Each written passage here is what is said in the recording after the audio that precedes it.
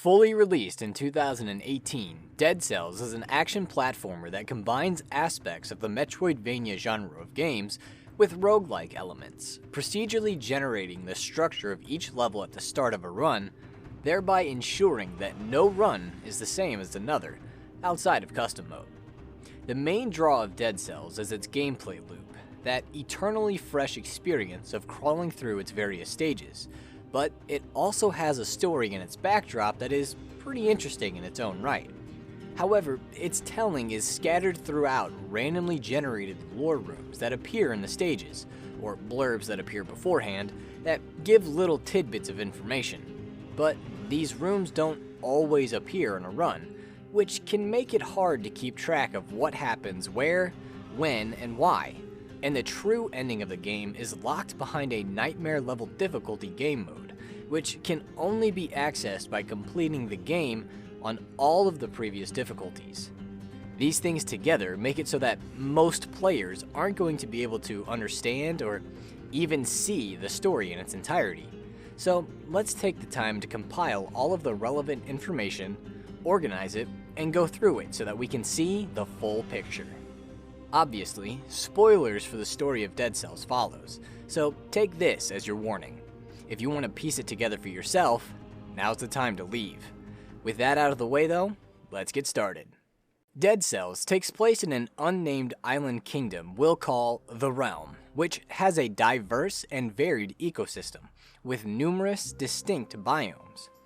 The king himself lived in High Peak Castle, the gates of which were protected by a prominent member of his royal guard, a rather large soldier referred to as the Giant, while His Highness was protected by his personal bodyguard, the Hand of the King.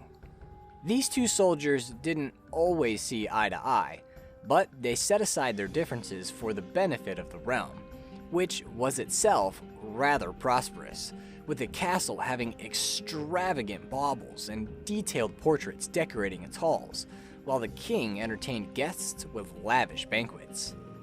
The rest of the populace of the realm lived in Stilt Village in the shadow of the castle, where, being an island kingdom, they lived their lives fishing and whatnot. It was a fine place to live, until people started getting sick with an illness that came to be known as the malaise. Symptoms started mild, itchiness, nausea, headaches, but they would get worse and worse, eventually culminating in death. But that wasn't the end for the sick. Most times, those that died would rise again as aggressive, undead monsters and attack the living. These creatures took various forms and swarmed the island. What made matters worse was how quickly the infection spread. Rats and insects were blamed as being at fault, yet it could also have been the contaminated bodies that were improperly disposed of, or those that filled the water supply. Regardless of how it spread, the king took swift, drastic action against it. Any infected person was separated from the rest of the population and quarantined within a prison at the edge of the realm. But as the malaise continued to spread, the king's desperation to contain it grew with it. People that were only suspected of infection were imprisoned, and even executed. The warden of the prison was ordered to keep people jailed even after serving their sentence. And when the prison cells became full, the outdoor jails were to be used to keep control of the populace. As the decrees of the king became more severe and cruel, the people began to revolt against him, which only reinforced his authoritarian behavior, to the point where even his own soldiers were threatened with execution if they didn't follow orders. As such, they too began to dissent with the will of the king, which culminated in one of the royal guard, the gargantuan soldier known as the Giant, confronting the king about his behavior. However, all that resulted from that encounter was a spear in the gut of the Giant and his corpse being discarded in the depths of the prisoner's quarters. The king's crackdown on the populace wasn't his only attempt at containing the malaise. There were two other efforts helmed by vassals of his. The first was led by a mysterious sorceress named the Timekeeper, who convinced the king to build a large clock tower against the castle. At the pinnacle of this tower, the timekeeper harnessed the power of the various clocks constructed into the fabric of the tower to control the flow of time. Using this power, she was able to hold the Malays at bay. However, it was a losing battle, as the longer that she went on, the less effective she became at containing the Malays. A fact noticed by the other vassal of the king charged with stopping the sickness, a man known as the Alchemist. Whereas the timekeeper used magical means to combat the Malays, the Alchemist was more focused on scientific means. He wandered the island, conducting a variety of experiments on the corpses left behind in the wake of the Malays, and to villagers that volunteered their bodies to his cause. His experiments eventually led him to a slumbering sanctuary that he found the stilt village was built upon. Set in the walls of this place were pipes running with a strange orange sap.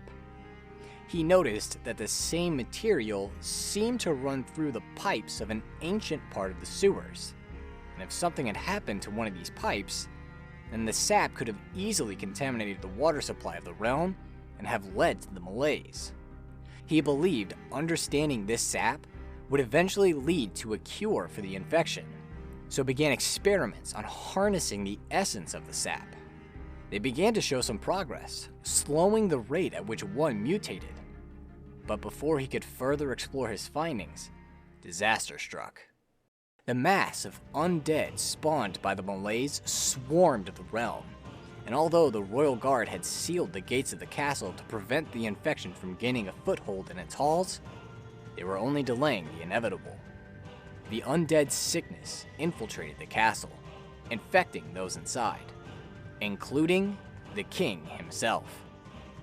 In an effort to save the kingdom from ruination, the timekeeper intervened.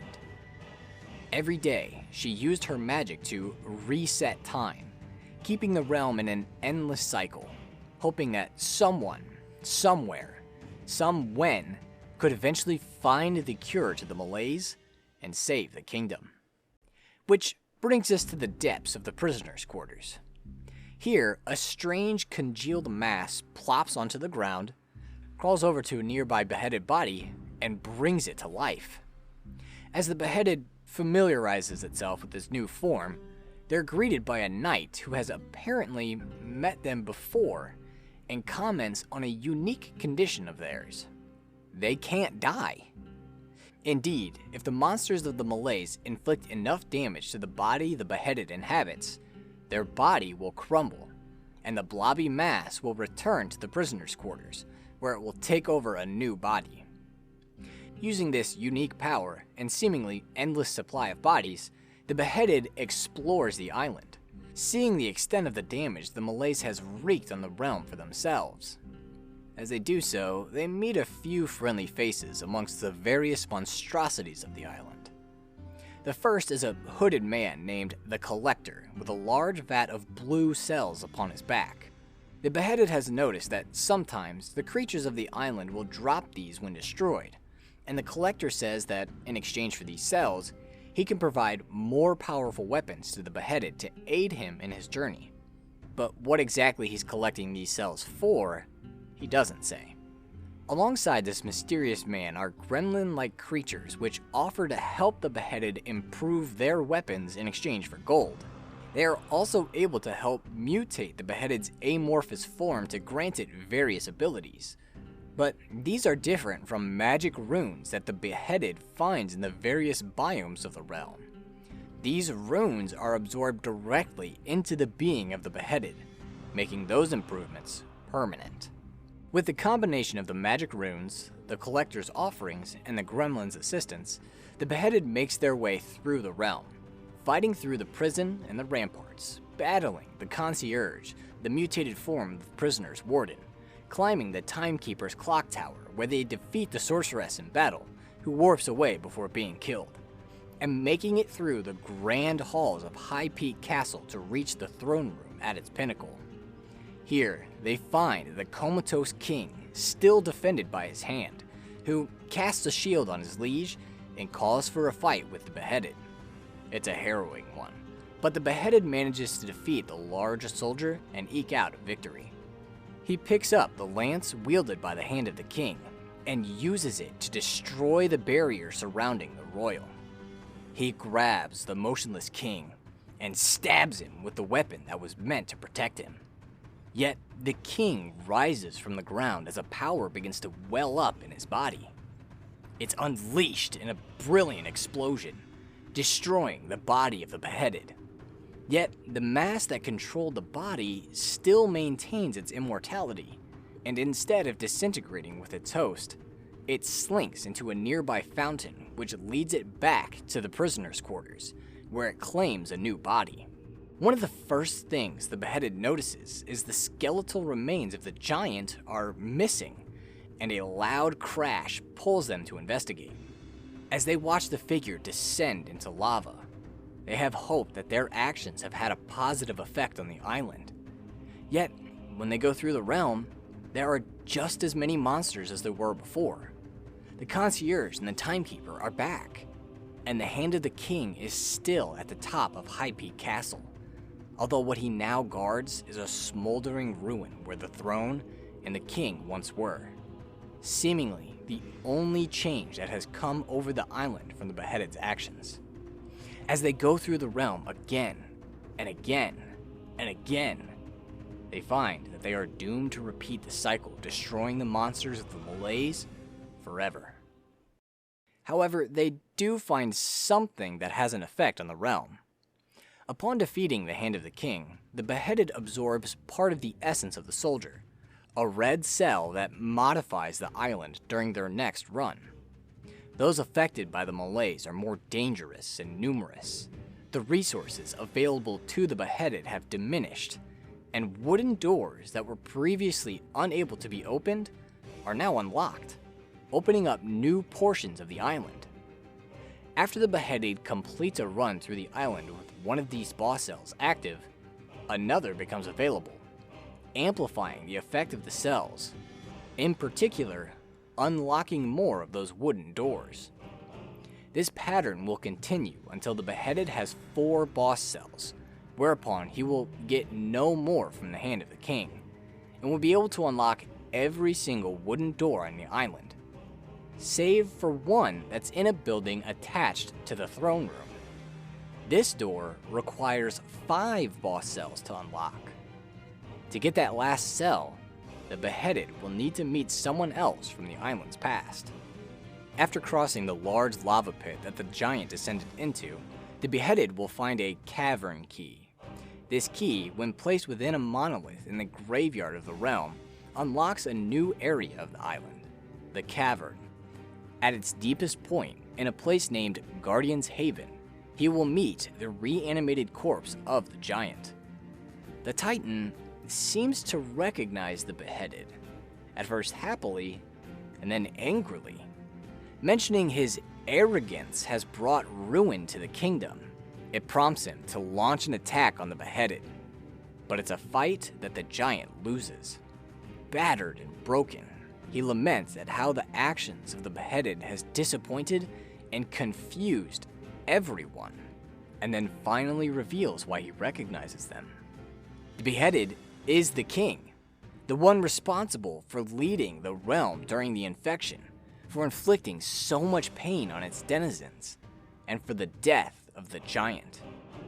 It's only when the beheaded defeats the giant with 4 boss cells active that the gargantuan soldier acknowledges his defeat as fair, and as a reward, gifts the 5th boss cell to the beheaded, allowing them to unlock that door behind the throne room and enter what remains of the alchemist's domain, the astrolab.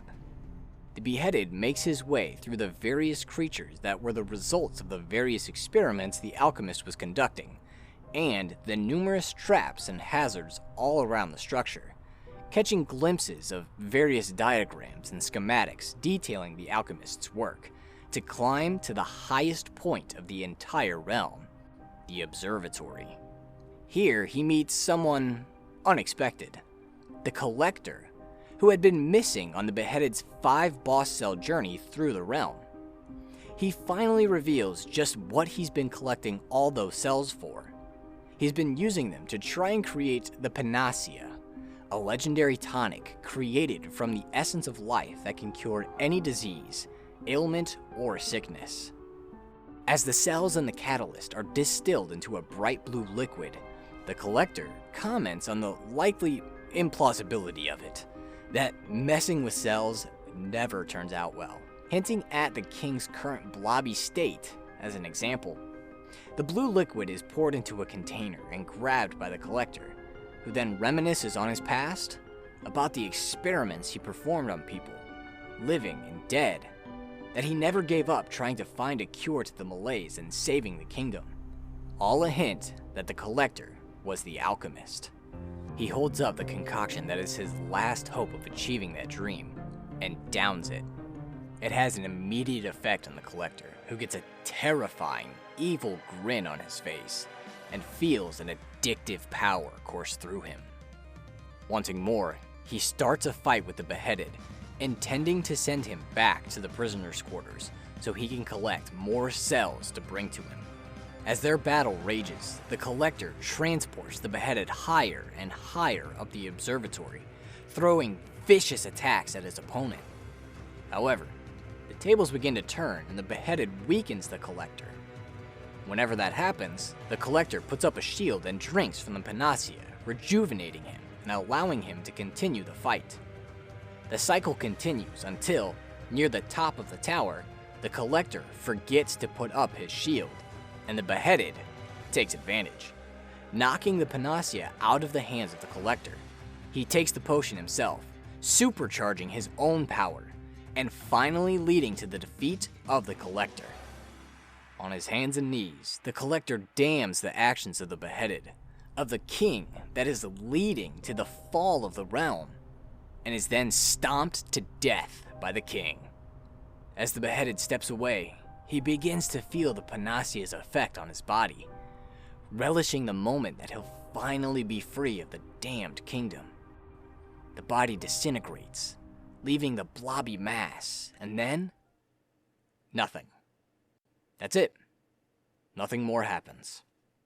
Defeated, the blob slinks back to the prisoner's quarters, where they take over a new body and begin the cycle anew. Yet, this time, as the beheaded sets out, a portal opens and sucks them in. They find themselves in the clock room where the timekeeper admonishes them for killing the collector, saying she's going to have to reset the loop again. She does so, yet this time, instead of a portal opening behind her, it opens behind the beheaded. She walks over and kicks them in her frustration, sending the beheaded through the portal, evidently making a big mistake. Accompanied by visual artifacts, the blob drops from the pipes of the prisoner's quarters and takes over a new body. As they set out, they meet a familiar, if glitchy, face.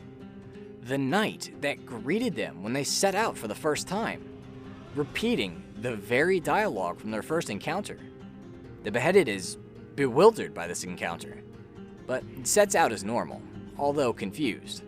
But when they once again get to the throne room, they find something that explains what's happened. On the stony throne is their comatose body, sitting as if nothing had ever happened. Apparently, the timekeeper accidentally sent the beheaded back to the original loop instead of herself, before he had killed the king, before he killed the collector, but after the blobby mass had already absorbed all of the powers from their previous journeys.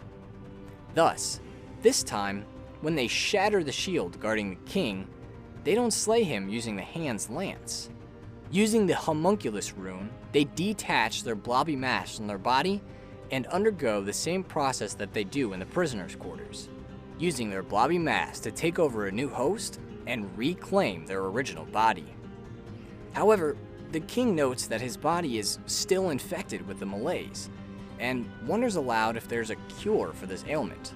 Of course, he knows of the collector's plans, so he climbs the astrolabe, once again meeting the collector, who harnesses the power of the cells the king has collected to create the Panacea, and once again knocks the tonic out of the collector's hands, takes the potion for himself, and defeats the Collector, stomping his head into paste. When it's all over, the king acknowledges the success of the panacea, curing him of the malaise and binding his body and spirit together again. Then, he sets out to reclaim his throne. Yet, as he lounges on it, sipping a glass of wine, the king laments at how bored he is now. At that moment, someone approaches him. It's a glitched out version of the beheaded, the one originally from this timeline. The two mimic each other's movements, flip each other off, and then power up and charge each other, starting a battle to see which of them is the stronger, thus ending the story of Dead Cells. Ultimately, it's a chronicle of the downfall of a society due to its insane, selfish, violent rulers' authoritarian drive to maintain control, and their inability to change even after they see that their actions have ruined the very thing they're meant to protect. It's one that's very easy to miss due to all the randomly generated lore rooms that don't appear in every run, the various loops you have to go through in order to meet the conditions to unlock the final ending, and the incredible difficulty of completing all of those tasks in order to see it.